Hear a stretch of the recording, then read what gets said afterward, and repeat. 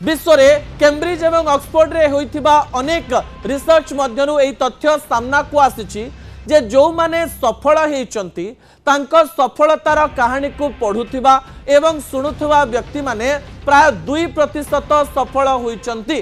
अर्थात जड़े व्यक्ति तार प्रक्रिया रे काम करिवार प्रक्रिया रे जदि विफल मनुष्य को शुणे ताहले तार सफलतार हार बढ़ी जाई थाए।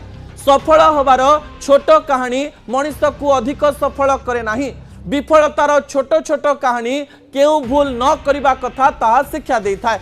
ता परवर्ती तथ्य टीवी स्क्रीन को आनिबा पई अनुरोध करिवि दर्शक बंधु जहा गुरुत्वपूर्ण अटे। एइथिरे एई रिसर्च रे एई तथ्य सामना को आसीछि। विफल व्यक्तिंकर कहानी सुनंतु बोली कहा जायछि। विफल व्यक्ति माने कोन कोन न करिबा कथा ताहा आपनकु सिखै थांते। आपणक जीवन रे आपण किछि भूल काम करंती किछि ठीक काम करंती। आपणक काम मध्य रे भूल र संख्या अधिक थाए।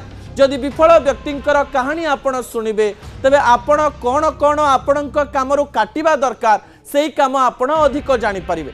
सेहिथिपाई विफलतार कहानी शुणुवा लोक माने 81% सफल होइचंती बोली कैम्ब्रिज एवं ऑक्सफोर्ड रो ए यूनिवर्सिटी कथा कहे।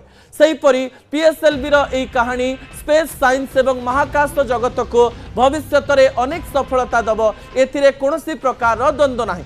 अति कम समय रे अति कम परिश्रम रे कम धैर्य धरी अधिक सफलता पाई चेष्टा करुथिबा एबे भारतर युववर्ग एई परिश्रम रो कहानी को जानिबार आवश्यकता रहिछि। विफलतार स्वाद मध्य चाखिबार अछि, अपमानित मध्य होबार अछि। विफलता एवं अपमान रो कहानी भविष्यत रे अनेक गुडिये रास्ता खोली दिए ए कथा मध्य अनेक विशेषज्ञ कहिबा पाई चेष्टा करिसंती।